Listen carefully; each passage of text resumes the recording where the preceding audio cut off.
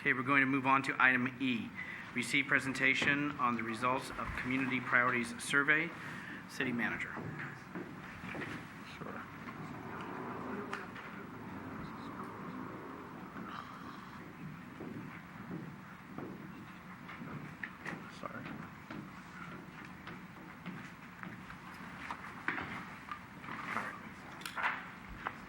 Sorry.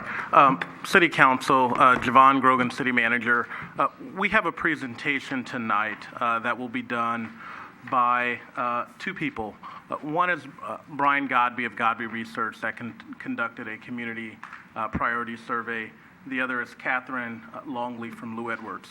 But before they start, I'd love to give some introductory comments. So, as the City Council knows, in November, we kicked off a fiscal sustainability project that is really a comprehensive effort to take a look at the city's finances, both operating finances and those that we use for our capital improvement projects. So as we know, we currently have a $1.7 million operating deficit, and we have a number of infrastructure challenges, largely with our roads, but also with a number of our city facilities. And we also, in that presentation in November, highlighted some of the issues with our stormwater system, where we do not have a dedicated resource for our stormwater system, but we have a number of improvements that need to be made that frankly have no funding source tied to them.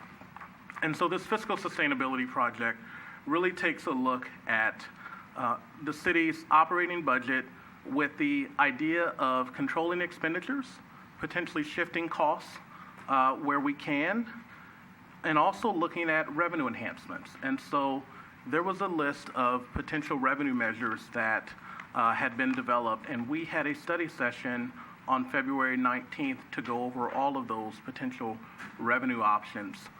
From that study session, the City Council decided to conduct a community priority survey with the goal of researching and getting information from the community on what improvements to city services are most valued, but also looking at a potential sales tax measure for either November 19 or November 20 at either a quarter cent or a half cent, the lower amount raising $2 million, the higher amount raising $4 million on an annual go-forward basis.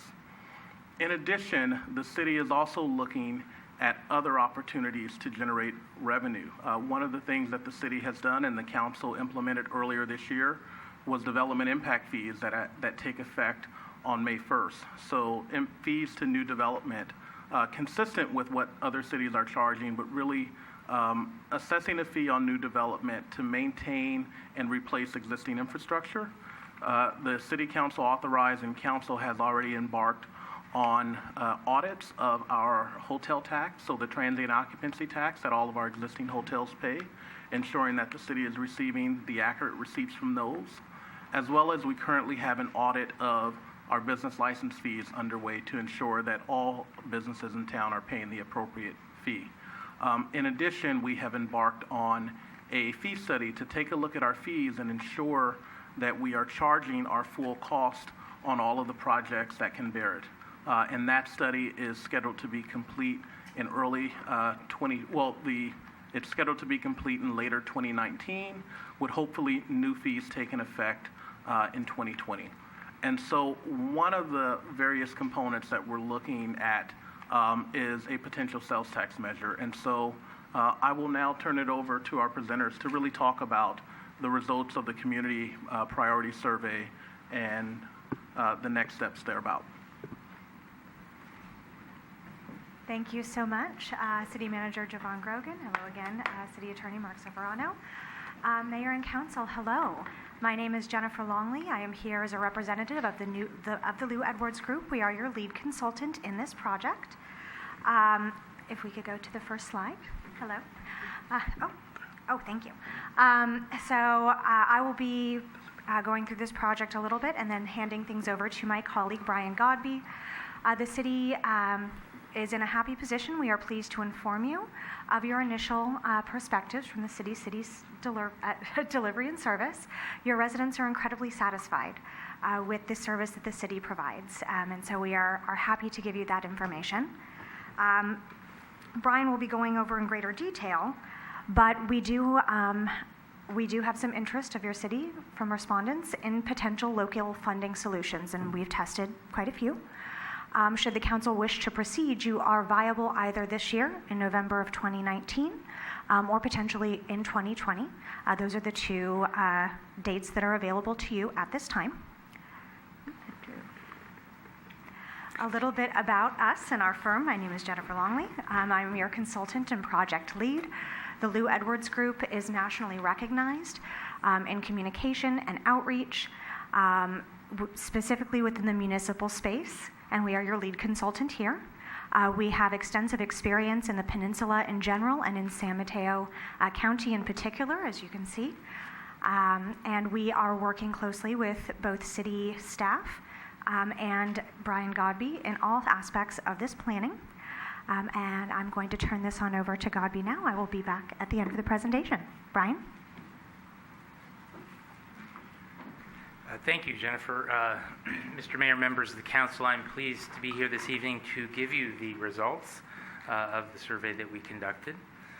And you know something about that from my associate, Charles Hester, who was here some time back to talk about the details of how this would work. To go more into those details, a little bit of the research objectives. The purpose was to gauge satisfaction with the city's services. And so there's a section on the survey about that, to look at perceptions about problems facing the city. That's, again, the resident satisfaction part. Then we assess the potential viability of a potential local funding measure to maintain its essential services. And then we also looked at priorities, and that's one of the things that obviously are the most important probably, is to figure out what it is that the residents of San Bruno want. In terms of the methodology, in the old days, these were phone surveys. Those days are long behind us. We used to do cell phone and landline. We've since added email invitations to an online survey and text invitations to an online survey. And the text invitations have become the biggest portion of our interviewing. A lot of people say, well, how does that work? And it's pretty simple. We send out a text message, and then and people click on a unique link, unique to them, and go to an online survey that they take on their phone. A lot of people then say, well, doesn't that just give you a bunch of 18-year-olds? And the answer is no, because everybody uses text now in every age group. The universe that we surveyed was concentric circles, really. It was a likely November 2020, which is the presidential election turnout, which is the largest that we see in a 4-year cycle. Then there was a subset of that, which is the November 19 election, and those are the two elections that are options for you to put a potential measure on the ballot. We were in the field from the 22nd of March through the 26th. The average phone interview length, because there's still some of those, was 22 minutes long, and that's become a metric. We don't know how long it takes people to do an online survey, because you can now start, go have dinner, come back after watching your favorite show, and take the survey and finish it at 2 in the morning. So that might seem like it was 8 hours that people were working on the survey, and that's obviously not the case. The sample size for the overall universe, that larger circle, was 627 for the November 2020 group, and then the subset was 347. Our goal contractually was to do 400 interviews, but one of the advantages of doing all the online work is we no longer have to shut the switch off. When we were doing phone surveys, we got the 400, we were done, because every incremental survey cost a lot. On the online portion, all the effort goes in up front in terms of programming and sending out the invites, and so we just let the meter keep running, which is helpful because it increases our error rate. And so we get margin of error for the November 20 at 3.85, and for the November 19 at 5.17, which is a good error rate, particularly for a city of this size. Moving into the key findings, the first couple questions deal with, again, the resident satisfaction component of it, so it's not directly the revenue measure portion. And the first question was, are you satisfied with the city's efforts to provide services to the community. We ask very satisfied, somewhat dissatisfied, and very dissatisfied, and then don't know or no answer. For analytical purposes, it's easier to add the positive side and the negative side together, so you get 59% in round numbers satisfied in the November 20 universe, or all respondents, versus 26% in round numbers dissatisfied. We then do a ratio of the positive to the negative, and you can see from the little box on the left-hand side that for November 20, we're at a 2.3 to 1, so that's 2.3 to 1 positive, so that's a good place to be, as Jennifer mentioned already. We compare that to November 19, it's actually a little bit higher, which is also a good thing, and probably suggests that the November 19 universe might be an advantageous place to be.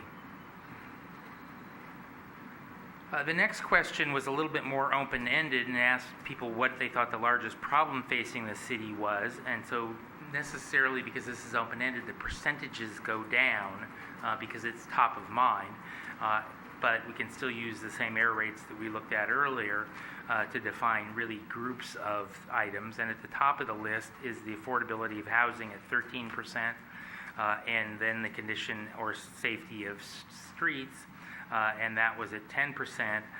Those two are essentially statistically tied. It's not surprising to me to see affordable housing at the top of the list because that's at the top of the list everywhere in San Mateo County.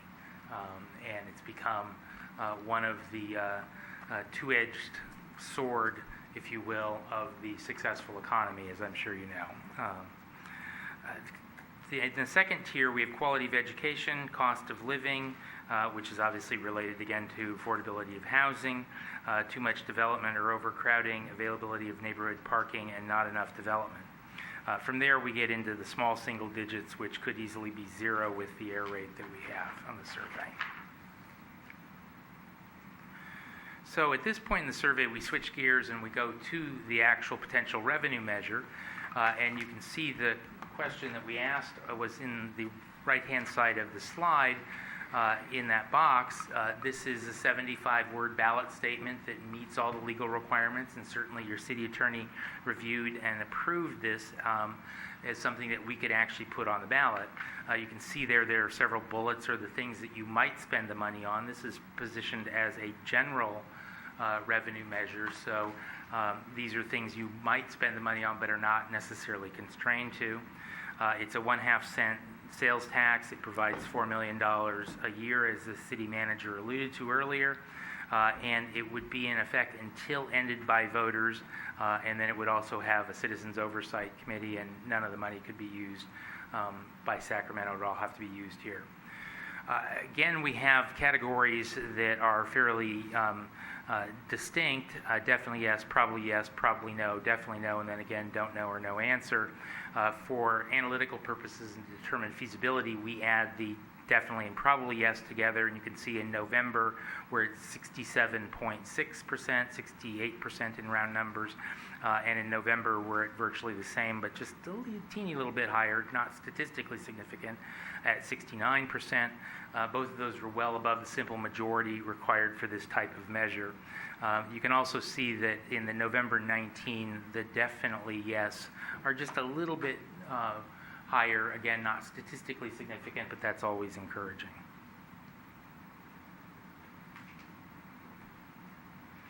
The next slide gets into those resident priorities that we talked about at the outset, and this is a list that was given to them in random order, whether they were on the phone or online, so no item was always first or always last.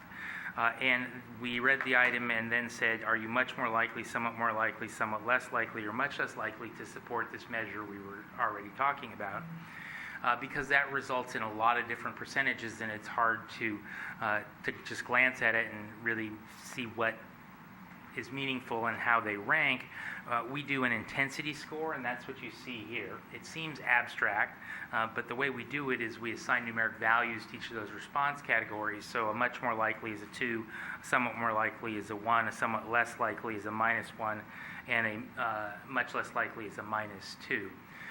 This solves a bias that you get when you just add percentages together. And an example of that might be if you've got an item that is 40% much more likely and 20% somewhat more likely, that's 60%, right? But you could also have an item that was 20% much more likely and 40% somewhat more likely, and that also adds up to 60%. But you can see from this example that's an entirely different 60%. So, and the difference is the intensity of one versus the other. This score, again, while seeming abstract, eliminates that that bias inherent in just adding percentages together. And it also takes into account the negative side of this equation as well as the positive side. So what you see here is that our top tier, and that's defined as a 0.2 difference from high to low for statistical purposes. We have increased pothole and other street hazard repair at 1.19, which is a great score. You can see associated with the arrow on the right-hand side that that's 79% in round numbers, at least somewhat more likely. So that's the most important priority for residents. We asked a variety of different street items, and they all rated in the top tier. The next one, increase street repair and maintenance programs, and then finally maintain street repair and rehabilitation programs. So we're using different words to deal with the same subject, which is part of the objective of the survey, but you can see they're all in the top tier and ranging from 1.19 down to 1.04, or that 79% at the top down to 74%. So again, with that error rate, you can see how we group them together statistically. So obviously repairing streets is really important. And it was one of the top items in the open-ended question, although here we're obviously giving the people these various categories. In our second tier, we have maintained neighborhood police patrols at 0.88, sorry, couldn't read my own notes, and that equates to about 67%, at least somewhat more likely. So you can see this second tier, while very important, certainly 2/3 is a good score, is lower than that top tier. We have attracting and retaining our local small businesses, maintaining city parks and playgrounds, maintaining and repairing park structures, upgrading city park and playgrounds, and then maintaining youth and teen programs. The next set of questions is much the same methodology, although there's a minor difference. These are benefits, and these are the items in the chart that are of most interest to the public in our survey. The difference between this and the previous, we've still created the intensity score, but the scale is different. So it is 2, 1, 0. There's no -1, -2. We can still do all the same things in terms of ordering these and telling you which is the most important, but the only caveat is you can't compare the 1.48 directly with the previous set of questions because it's just a different response category. So in our top tier here, we have by law, funds from this measure must stay in and benefit San Bruno and cannot be taken by Sacramento at 1.48 or at about 80% in round numbers. None of the money raised by the measure would be used for administrator salaries at 1.38. The measure will help maintain streets, repair potholes on more than 89 miles of streets in the city. If the measure is approved, street and pothole repair efforts will be enhanced to include residential streets. And finally, rounding out the top tier, many streets and roads have not had major repair in more than 30 years at 1.29. That equates to about 76% rounded numbers, at least somewhat more likely to support the measure. So again, you can see how everything is grouped together in this top tier.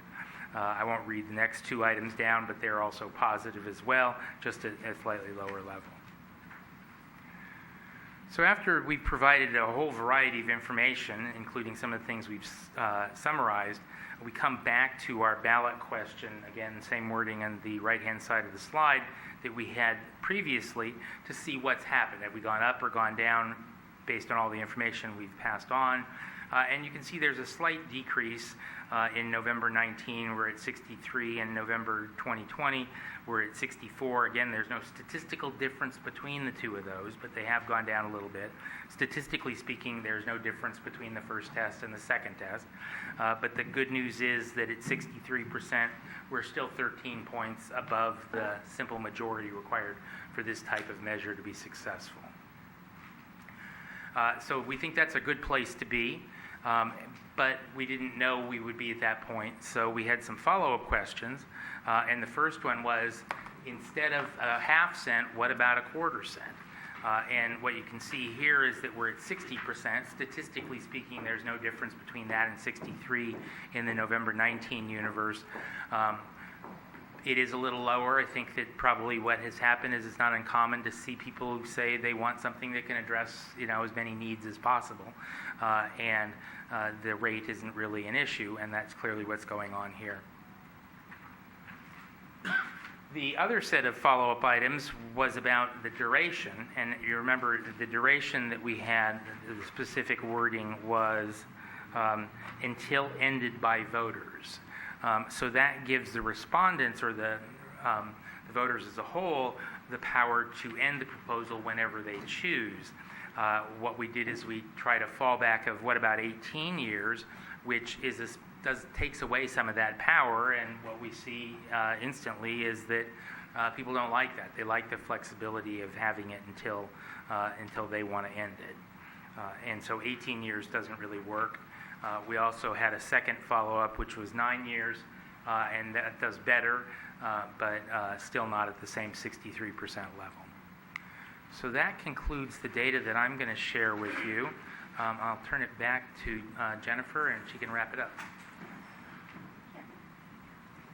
As you can see, you are viable for future planning. However, it is our best advice as your lead communications consultant that in this community, in this environment, that the community likes to have additional input, that they don't want to be told, we talked to certain people, here's what it says, we're moving forward. Folks like to feel engaged by their government in a proactive way. And it is our best advice that we engage in that additional and proactive outreach. So view any proposal as being collaboratively outreached as being part of the solution. And so over the coming 8 to 10 weeks, we would like to continue working with your very excellent city staff to inform, engage the community, and talk to them, utilizing our initial outreach as the basis, inform and engage additional items or of interest to residents, ask proactively for input, so engage in two-way communications, not simply speaking to them, but asking them to speak to us, and come back to council with additional perspectives, and so that you at that time, in your wise judgment, can choose whether or not to move forward, placing something on the ballot for the voters to decide. You do have some time. Our statutory deadline for submitting your measure to the county is 88 days in advance of the election. We are planning for most of our other folks looking to potentially go in 2019 in early August. And the staff will return with potential language and updated community input at that time. Thank you. Anything else, City Manager? Thank you. No, we can take public comment, and then we will respond to council questions. The public comment was rescinded. Okay, is there anybody here in the audience that wishes to speak on this presentation? Okay, first of all, on behalf of the council, thank you for your presentation, of course. And I would also say on behalf of the council, we appreciate folks taking the time to respond, whether it was at 22 minutes via phone or on the online. So, we do appreciate that. Because that's a time commitment sometimes folks don't wish to give at this time, but we appreciate that. And I know that we'll open to council very quickly, and then I know as far as that, we'll be looking forward to staff continuing the open dialogue with the community as was alluded to, and then I know it'll be returning to the council in about 8 to 10 weeks. So anything from council this time? If not, I'll move on to... Well, first, I don't want to make you think like we listened to the presentation. It was very informative, so I don't want you to think less because of comment. Oh, okay. Marty? Yes. So when the first question, the largest problem facing the city, that was just the question, and then somebody had to type that in, or they verbalized that, but there was no prompting? That's correct. Yeah. Okay. And specifically, what could you tell us now of how that engagement with the community will occur? Absolutely. We are, of course, will continue to work with your excellent city manager and city staff. we would consider a multi-dimensional engagement with your community. So that would include potentially putting additional information online and asking for response back there, proactively going out potentially into the community to provide presentations and also ask for input. Of course, and please do stop me, City Attorney and City Manager, but we would, of course, make sure that any outreach that we do in advance of doing so is blessed and compliant before we do so. And I'll just add to that. The community outreach actually dovetails nicely with our budget process. And so actually beginning as early as tomorrow, we'll be prepared to publicly release the results of the community priority survey and immediately begin to launch into conversations with having various community education sessions during the month of May. And then in addition, we will have a city council budget study session on May 29th, and we'll have that presentation by the finance director of the dates in additional conversations around our budget. And so what we want to do, as Jennifer said, is have a multi-dimensional communication. We're also planning to have mailers to the community. The council has asked, and actually aside from this process, we wanted to reactivate the city focus. And so we will issue a city-focused newsletter that will have a section to really educate the city about the city's fiscal condition. We've given at this point, over the last few months, a number of presentations at the city council level, but as you know, we really don't reach the vast majority of our community here. And so we really want to, as Catherine said, go to them and listen in a two-way communication format. And that may look like various ways. Meeting with some of our service organizations, neighborhood meetings, likely a meeting here at the senior center, and we will immediately begin to put together those dates and announce them.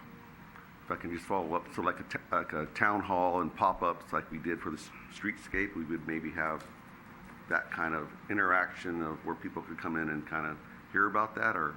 Yeah. I wouldn't call it a town hall, but it will be information sessions on the city's fiscal condition and the budget in various communications, mainly more small group, but at least one where a number of community members can be invited. But one of the things that we found is evening meetings at one location is sometimes difficult. And so there are a number of organizations that are already meeting, and so we've had some conversations of tapping into those meetings and being a guest speaker at community meetings that are already happening, in addition to having one meeting where if people are available and can attend an evening meeting, that they can do that. Okay. Thank you. Okay, thanks. Laura? So thank you for the presentation, and I echo the comments made by our mayor.